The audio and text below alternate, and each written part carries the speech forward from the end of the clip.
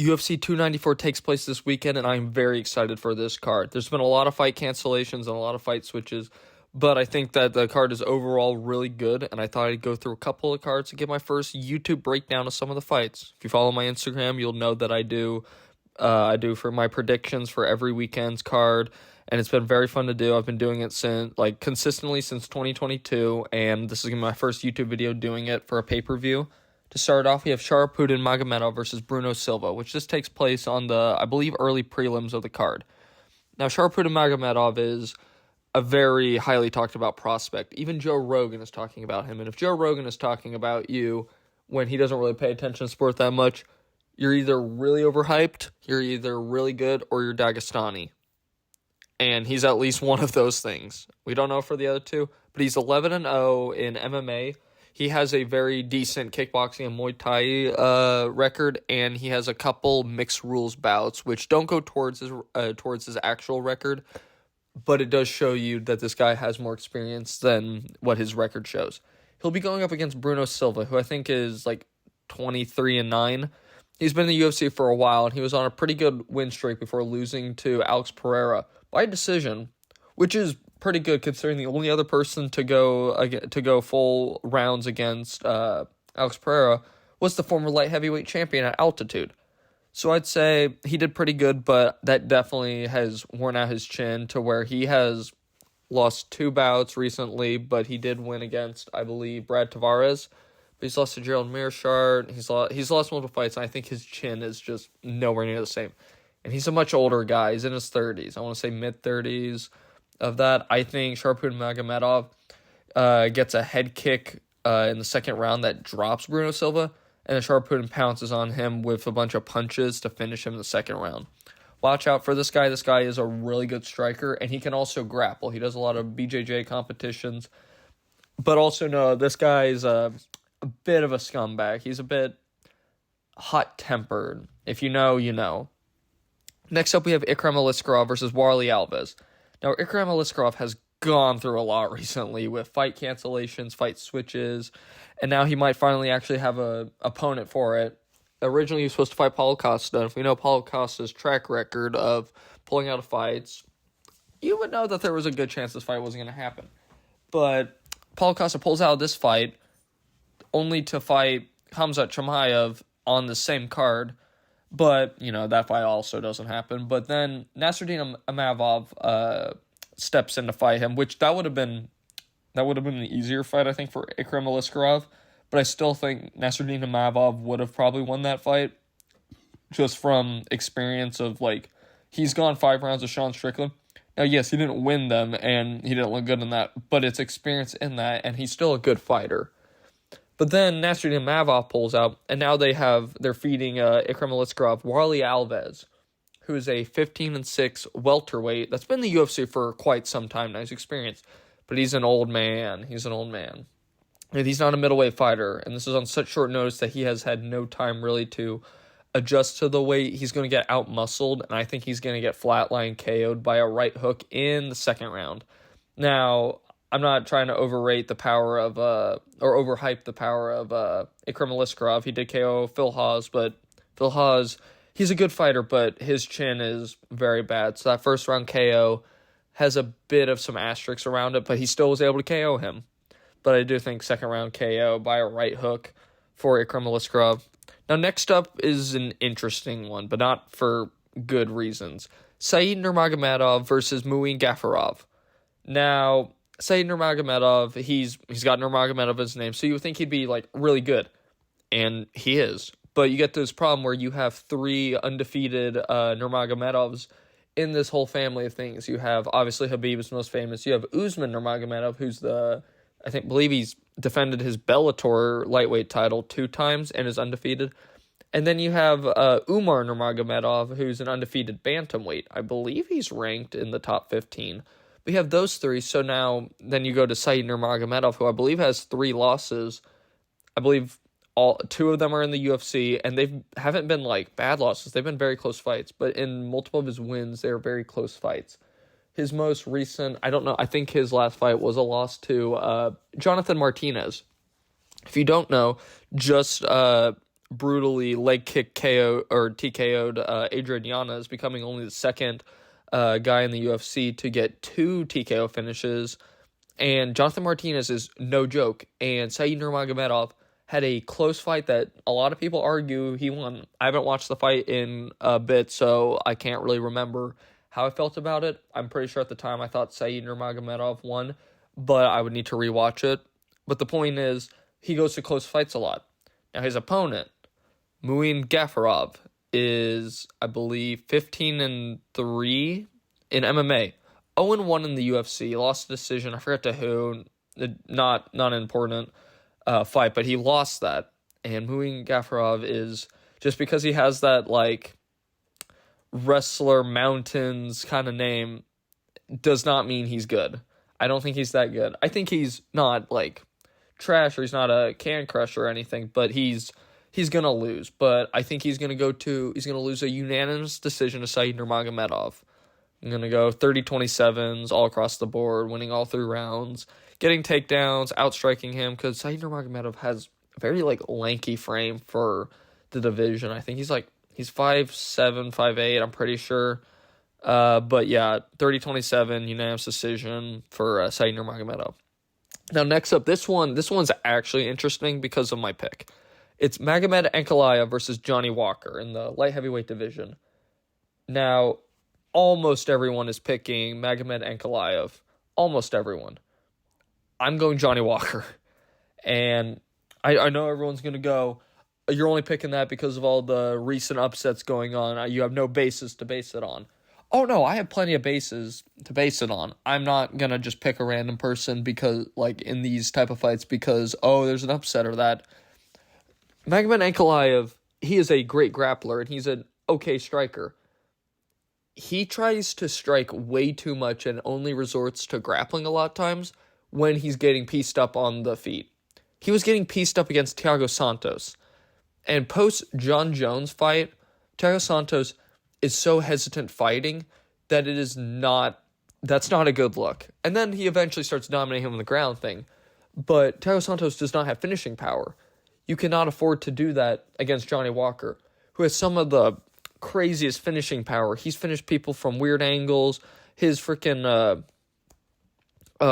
finish of Paul Craig in the first round was crazy. He got a submission win over Ion Cutelaba. He got a decision against Anthony Smith, which I know he probably should have finished him, but he brutalized Anthony Smith in that fight. It was not a competitive fight in the slightest. The only problem I can say is Johnny Walker's chin, man. He's been chinned multiple times, but you also got to realize Johnny Walker doesn't really chin and KO a lot of people. He might TKO people, but, like, just doesn't happen often enough. And you also got to realize Johnny Walker is pretty decent at staying on his feet. He's 6'5". He somehow makes light heavyweight and is powerful and strong. He's got strong hips, which are crazy for his kicks and all that stuff. He can stuff the takedown. And in the early of the fight, he has a lot more finishing potential. And I think the motivation of Magomed Ankalaev, I'm not trying to question him. He is a fighter. He's pulling him his fight. It is not to the same level as when he was fighting for the title. He's dropped 2 spots since then, and he didn't even lose. He went to a draw. He's had a lot of problems with UFC recently. It's just all this stuff. This isn't even a title elimination bout. So if he wins, he's got to fight someone else as well. So I think his motivation is going to be probably at its lowest. He might underestimate Johnny Walker, honestly, if I'm being honest with you, because Johnny Walker, I understand, and I know if Magomed Ankalaev beats him, I'm going to look very stupid. I'm pretty sure the MMA guru is also picking him. I'm pretty sure. I think me and him have the same kind of prediction, but I'm going to go a first-round KO. I know, it's bold. I know a lot of people would probably go, if they were going to pick Johnny Walker, it's going to be a last-minute KO. I think his best chance at finishing Ankalaev is in the first round. Just getting him KO'd with him. I think he's going to get him with a knee or an uppercut as Ankalaev goes in for a takedown after getting pieced up on the feet. Kind of realizing, oh shit, I'm not that good of a striker. Maybe I should use my basis of wrestling. God, I don't like Magomed Ankalaev. I'm going to be honest with y'all. But Johnny Walker, but still that doesn't have anything to do with my pick. I just think he's going to resort to doing a takedown after getting pieced up. And then that's perfectly going to be when Johnny Walker land something that's going to land flush on his chin, whether that be an uppercut, whether that be a knee. Because I think because if you're fighting Magomed Ankalaev, you are preparing for the takedown. You're preparing for a ground battle because he's just very good on there. But first round KO for Johnny Walker. That's probably my boldest pick as of recently. Next up, we have Kamaru Usman versus Khamzat Chimaev, and this is taking place at middleweight. You got two people who, when it shows it on the stat page, both of them are shown to be ranked at welterweight. I believe Usman's number 1 at welterweight, and Khamzat is 3 or 4. So it's a bit kind of crazy, but obviously we kind of knew Khamzat Chimaev was going to be moving to middleweight. There's a lot of talks of him fighting someone else at welterweight, but after he missed weight by 8 pounds against Nate Diaz, and then he beats Kevin Holland on a day short notice at UFC, what was it? I can't remember. It was 279 or something. I can't remember. I'm pretty sure it was that. He's known that he's going to have a move to middleweight, and he's been bulking. The face-off was today, and he looked a lot leaner for things, but he's going to, that's basically, he's weight cutting right now, but I've seen the pictures of him, and he is giant, and he's taller than Kamaru Usman. Kamaru Usman is a Chad for accepting this fight on short notice after basically just getting beaten twice by Leon Edwards, getting head kick KO'd brutally, and then getting his legs chewed up back in March or April. I can't remember what it was, against Leon Edwards, losing unanimous decision. And then recently, I'm pretty sure at his open workout thing, he might have popped his knee because he falls down there. You hear a little noise. I can't really hear it, but Justin Gaethje looks at him concerned once they're wrestling. And you could kind of ever so hear Kamaru Usman go, I think it popped, or it popped, which is not good. And if you know anything about Kamaru Usman, this man's knees are in their 60s. He's 36 or something. His knees are in his 60s. This man does not have good knees. And, it makes sense with his wrestling thing.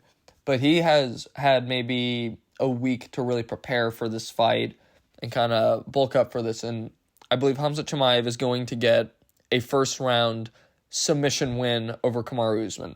And if you want to know why, Kamaru Usman, very good at not getting taken down. The only official, I'm using quotation marks, official guy to take down Kamaru Usman was Leon Edwards. And Leon Edwards is not a wrestler.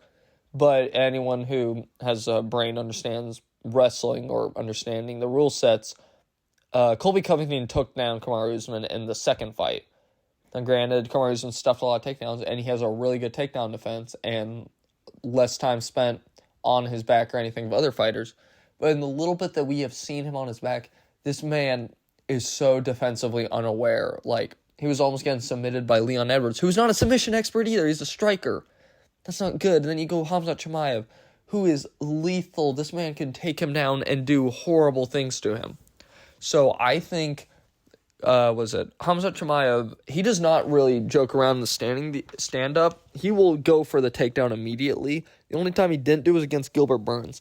And honestly, people were clowning on him of he went tooth and nail with Kamaru Usman. And yeah, he did. And he shouldn't be that kind of, I think that made him aware of he still needs to work on things. But if he goes to the ground with Gilbert Burns is no joke on the ground. I know he doesn't show it a lot. He showed against Neil Magny, which it's Neil Magny. What do you expect? But he's still no joke. His accolades are crazy. I think that was probably the smart decision where he's I'm just not going to go to the ground with him. And he still took him to the ground at points, and he won the fight. I thought he won the fight clearly. But I basically think he's going to take down Kamaru Usman immediately. Kamaru Usman will kind of wait a bit before he'll try taking someone down. And I think a lot of wrestlers kind of have that fear after Ben Askren got KO'd in 5 seconds that they're I can't immediately shoot him for a takedown. But that's a 1 in a million chance that ever happens again. Khamzat Chimaev, he gets crazy on his takedowns. He'll go in for it immediately. He might scrap for 10 seconds before he goes in for a takedown, and will just throw someone around before submitting them or KOing them. So I think he's going to get a first-round rear naked choke because Kamaru Usman, off his back, bad. Someone takes his back, it's even worse. So I'm going first-round rear naked choke, maybe 3 or 4 minutes into the fight. That's my pick. And finally, we have the main event, Islam Makhachev versus Alexander Volkanovski 2. The rematch, we fought back in, I believe, March. In Australia, Islam Makhachev got the win by unanimous decision in Volk's home territory. Now the roles are kind of reversed, where now Volkanovski is entering enemy territory. But it's still for Islam's lightweight title, and Volkanovski has a chance to become a two-division champion. But this fight is also on short notice after Charles Oliveira pulled out the fight with a nasty cut. I've seen the picture. That was bad. But this fight, I know the first fight was really competitive, and everyone's saying, like, oh, I think Volkanovski won that fight. Did you not see the fifth round? The fights are scored on a round basis. Whether you agree that that should happen or if they just let them fight, Islam won the fight based on winning the rounds. With that fifth round, if it went into a sixth round, yes, Volkanovski most likely would have finished him, in my opinion. But it didn't happen, and we don't do that. So he did not win.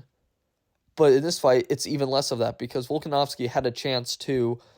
Basically, he was preparing for a move to lightweight. He was the backup fighter that weighed in for Charles Oliveira versus Islam Makhachev for their first fight, and he was already bulking up in that, and then he was bulked up even more for his fight with Islam.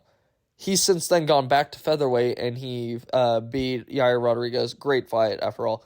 But he had surgery. I remember he had said he was going to need surgery, and that kind of was creeping in the back of my head. But I thought that happened a while ago. No, this guy, like 2 weeks ago, just finished surgery and was able to somewhat start training again. I remember I saw the Guru's video on that. I'm giving credit where credit's due.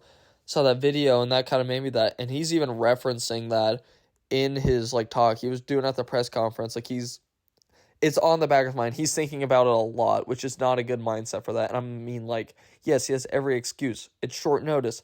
This man hasn't had time to bulk up. Islam Makhachev has been preparing since he kind of knew he was going to be fighting in October after he beat Volkanovski.